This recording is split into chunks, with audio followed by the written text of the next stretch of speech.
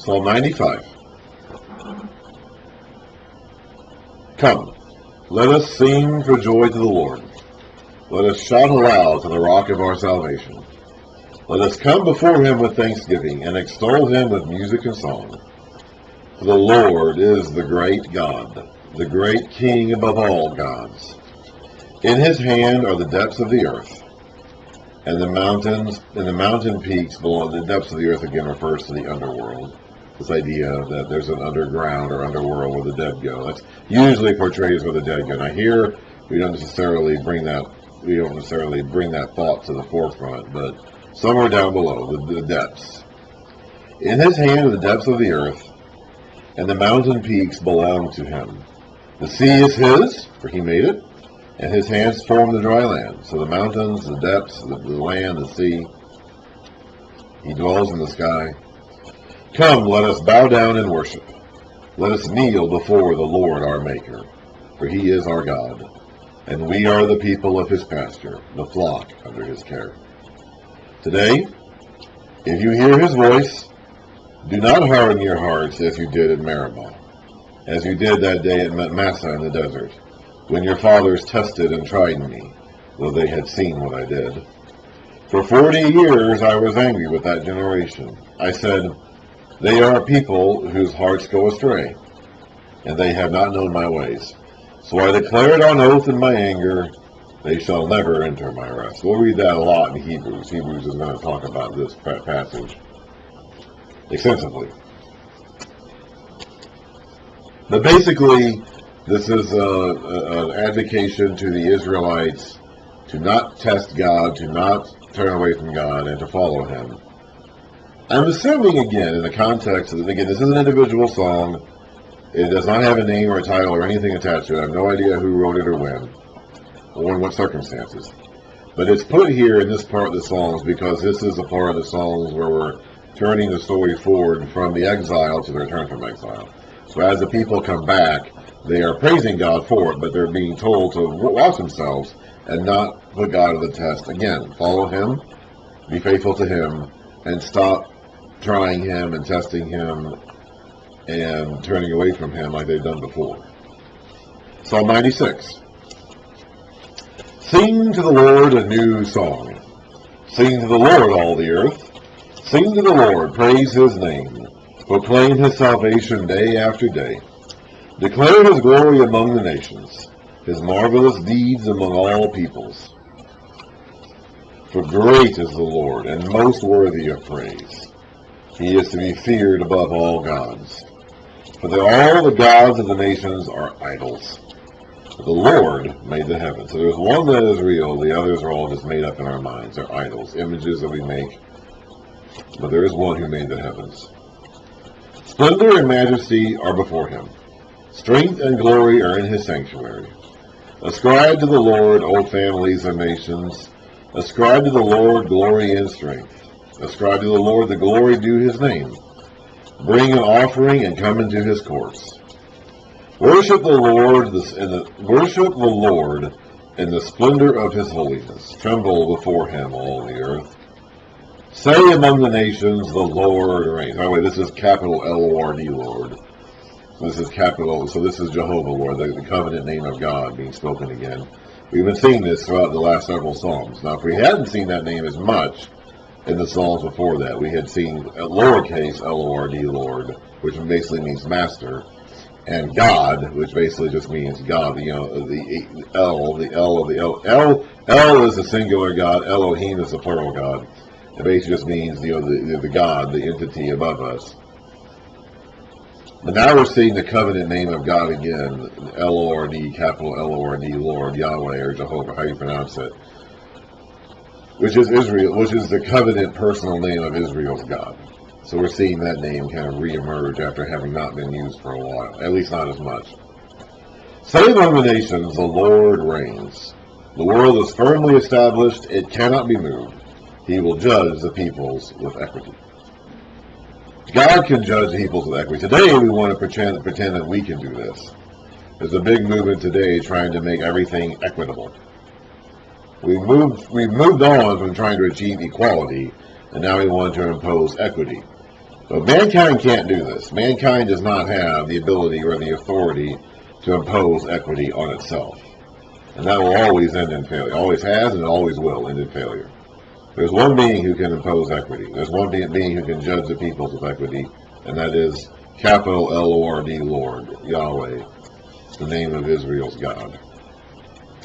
Let the heavens rejoice, let the earth be glad, let the sea resound and all that is in it. Let the fields be jubilant and everything in them. Then all the trees of the forest will sing for joy. They will sing before the Lord, for he comes. He comes to judge the earth. He will judge the world in righteousness and the peoples in his truth. Psalm 97. The Lord reigns. Let the earth be glad. Let the distant shores rejoice. Clouds and thick darkness surround him. Righteousness and justice are the foundation of his throne. Fire goes before him and consumes his foes on every side. This is an awesome presence, a holy presence, but one that has elements of fear in it too. Clouds and thick darkness. Remember when he came in the cloud of thick darkness at Sinai, the people were terrified. Even Moses was terrified. So there's an aspect of God that is truly terrifying. There is an aspect to his holiness that should inspire fear and even terror in our hearts, because we are not holy. Fire goes before him and consumes his foes on every side. His lightning lights up the world. They associated lightning with fire, by the way. We associate now with electricity, but they associate lightning with fire. Whenever you talk, sometimes they talk about fire in the sky, and they mean lightning, because when lightning strikes something, it usually sets it on fire. So they didn't understand the idea of electricity as being like a separate thing from fire. We do these days, so we think of lightning as electricity and not necessarily as fire. It can cause fire, though. But they saw lightning as fire. So when they call like fire in the skies, they're talking about lightning, essentially. His lightning lights up the world. The earth sees and trembles. The mountains melt like wax before the Lord of all the earth, the master of all the earth. The mountains melt like wax before Jehovah, before the master of all the earth. That's what that verse really says. It's difficult because in English translations we just say the word Lord all the time, which is kind of a generic word in English anyway. Now one of these, the lowercase L-O-R-D, Lord, is kind of like Lord in terms of like the Lord of the house or the master, the owner. But we have a capital L-O-R-D, which is really a name. It's not even a title. It's not like the Lord. It's his actual name. But our English translations kind of obscure that by using the same word for both. So when you read it out loud, it sounds the same. But when it says that here, the mountains melt like wax before the Lord, that's capital L-O-R-D, Lord, before the Lord, lowercase L-O-R-D, Lord of all the earth. What it's really saying is something like, the mountains melt like wax before Jehovah, before the master of all the earth. It means those are two different words that have different meanings. But you don't really catch that when you read it out in English. It's just the way our English Bibles are written. I kind of wish it wasn't. I wish some English translators would rethink that. But that's an old convention that goes back a long time, and that's just kind of the accepted way of doing it in English Bibles. But it does obscure a lot of the significance of God's name as it appears in the Old Testament in particular. The heavens proclaim his righteousness, and all the people see his glory. All who worship images are put to shame. Those who boast in idols, worship him, all you gods.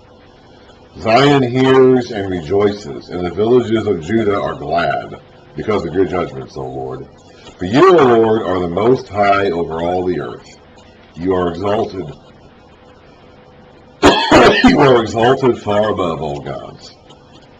Let those who love the Lord hate evil, for he guards the lives of his faithful ones, and delivers them from the hands of the wicked. Light is shed upon the righteous, and joy on the upright in heart. Rejoice in the Lord, you who are righteous, and praise his holy name. Psalm 98, a song. Sing to the Lord a new song, for he has done marvelous things. His right hand and his holy arm have worked salvation for him. The Lord has made known his salvation and revealed his righteousness to the nations. He has remembered his love and his faithfulness to the house of Israel. All the ends of the earth have seen the salvation of our God. Shout, this is probably referring to the return to exile, from exile. Again, this psalm is a unit by itself, and who knows who wrote it or when, doesn't even attempt to explain it here, just as a psalm. But the way it's positioned in this book, by whoever edited this in its final form after the return from exile, put it here, I believe, to call people's attention to their return from exile. So whatever the context was that this song was originally written, and it may have been written for that, it may have been, I don't know. A lot of these psalms near the end of the book of Psalms have no information attached to them whatsoever, and I think it's very likely a lot of them were written after the return from exile and included in here to complete the story, but I don't know. I mean, I really don't. And no one does, honestly. But I believe that as you read through the book of Psalms, you see this transition going from the Davidic kingship to the fall of the kingship and the kingdom to the exile, the return from exile, and looking forward towards the coming king. And we are in that transition phase now where we're returning from exile and praising God for that, remembering how we got here in the first place through our own sin, and then looking forward ahead to this future king to come. That's how I see it. Shout for joy to the Lord, all the earth. Burst into jubilant song with music. Make music to the Lord with the harp and the sound of singing. With trumpets and the blast of the ram's horn, shout for joy before the Lord, the King. Let the sea resound and everything in it, the world and all who live in it. Let the rivers clap their hands, let the mountains sing together for joy. Let them sing before the Lord, for he comes to judge the earth. He will judge the world in righteousness and the peoples with equity. Psalm 99. The Lord reigns, let the nations tremble. He sits enthroned between the cherubim. That's a reference to his sitting on the Ark of the Covenant in the Holy of Holies in the inner chamber of the temple. He sits enthroned between the cherubim. Let the earth shake. Great is the Lord in Zion. He is exalted over all the nations. Let them praise your great and awesome name. He is holy. The King is mighty. He loves justice. You have established equity. And there's that word again, equity. In Jacob you have done what is just and right. Exalt the Lord our God and worship at his footstool. He is holy. Moses and Aaron were among his priests. Samuel was among those who called on his name. They called on the Lord, and he answered them. He spoke to them from the pillar of cloud. They kept his statutes and the decrees he gave them.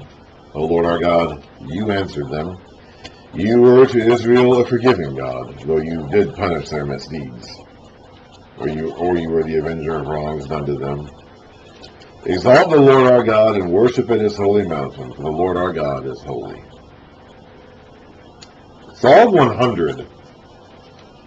A psalm for giving thanks. Shout for joy to the Lord, all the earth. Worship the Lord with gladness. Come before him with joyful songs. Know that the Lord is God, that Jehovah is God. Jehovah is Elohim. He's El. He is the God of gods. It is he who made us, and we are his. We are his people, the sheep of his pasture. Enter his gates with thanksgiving, and his courts with praise. Give thanks to him and praise his name. For the Lord is good, and his love endures forever. His faithfulness continues to all generations. One more for now, and then we'll make a new video for the next batch. Psalm 101 of David of Psalms. Now we have David's name returning again. I will sing of your love and justice. To you, O Lord, I will sing praise. I will be careful to lead a blameless life. When will you come to me? I will walk in my house with blameless heart. I will set before my eyes no vile thing. The deeds of faithless men I hate. They will not cling to me. Men of perverse heart shall be far from me. I will have nothing to do with evil. Whoever slanders his neighbor in secret, him I will put to silence. Whoever has haughty eyes and a proud heart, him I will not endure. This is David as a king having the authority to do this. But really what this psalm is telling the people is that they should have this attitude too.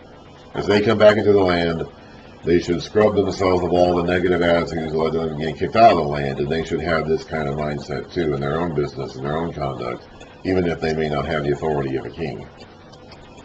My eyes will be on the faithful in the land, that they may dwell with me. He whose walk is blameless will minister to me. No one who practices deceit will dwell in my house.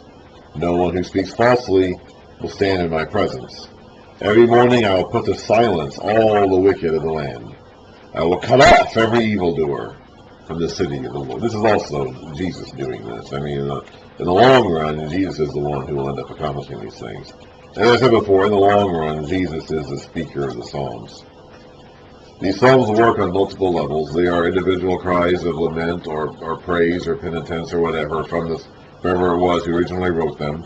They apply individually to everybody who sings them. They apply nationally to Israel and to the people of God in general. They also apply specifically to Jesus as the one who ultimately speaks these Psalms as a human to God and fulfills the purpose of humanity that God always had in mind perfectly in his life and ministry. So it's a very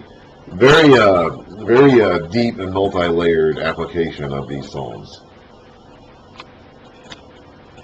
All right, we got a few more here in the book 4 of the Psalms, 102 to 106, and we'll do that in the next video.